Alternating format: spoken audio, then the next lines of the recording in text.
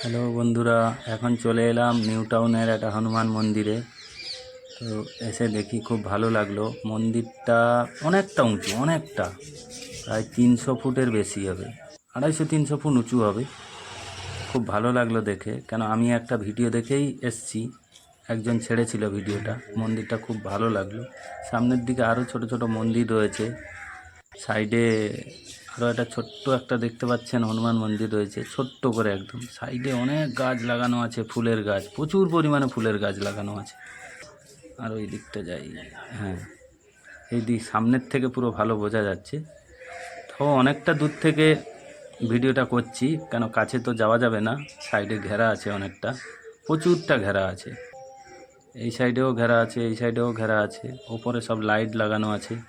ভেতরে দেখতে পাচ্ছেন সব ফুলের গাছ লাগানো আছে, অনেকটা ফুলের গাছ লাগানো আছে।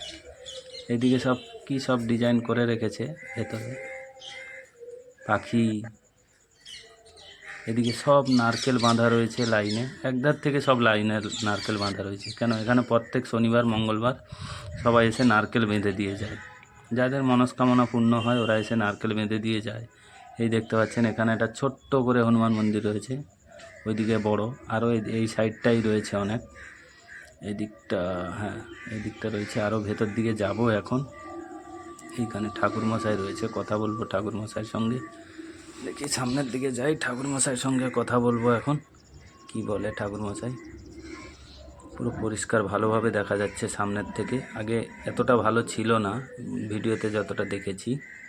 এইদিকেও নারকেল অনেক বাঁধা রয়েছে ভেতরে, ভেতরে যেতে দিচ্ছে না। একজন মানা করলো, বললো ভেতরে যাওয়া যাবে না, বাইরের থেকে ভিডিও করেন, ভেতরে যাবেন না।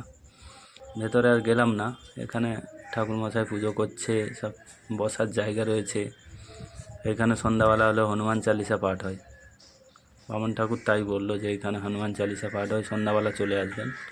আরও সামনের দিকে যাই, দেখি সামনের দিকে কি আছে। সামনের দিকে যেতে হবে, না হলে তো বোঝা যাবে না কি আছে। এই তো এখানে জলের মাঝখানে একটা শিব ঠাকুর রয়েছে। এটা হচ্ছে সবথেকে বড় ব্যাপার, জলের মাঝখানে শিব ঠাকুর রয়েছে। দেখতে পাচ্ছেন, দেখাচ্ছি পুরোটা। এদিকে অনেক লোক রয়েছে, এটাও ভিডিওটা ঠিক করা যাচ্ছে না। অনেকটা বড়, এটাও প্রায় 100 ফুটের ওপরে হবে। জলের মাঝখানে বানানো রয়েছে, খুব ভালোভাবে দেখানোর চেষ্টা করছি।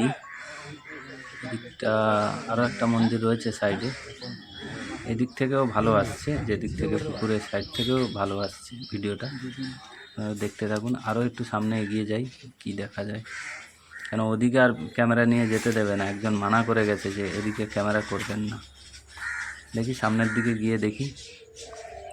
তো এইদিকে নারকেল গাছে সব, এখানে মারবাড়িরা আছে, তো ওদের বিভিন্ন রকমের পুজো ওরা করে। মন্দিরের মাঝখানে একটা লক্ষ্মী ঠাকুর রয়েছে, মা লক্ষ্মীকে এগিয়ে দিয়েছে। ওই দিয়ে সরু রাস্তা আছে, ওই দিক দিয়ে ঠাকুরমশাই এসে পুজো করে। হলে ঠাকুরমশাই যায় ওখানে, আর কেউ যেতে পারে না। আমাদের তো মানা করলো, যেতে পারলাম না। কাছ থেকে ভিডিও করলে আর একটু ভালো হতো, তার দূর থেকেই করলাম ভিডিওটা। আপনারা দেখবেন কেমন লাগছে, অবশ্যই কমেন্ট করে জানাবেন কেমন লাগলো। পুকুরের পুরো মাঝখানে রয়েছে, দেখুন।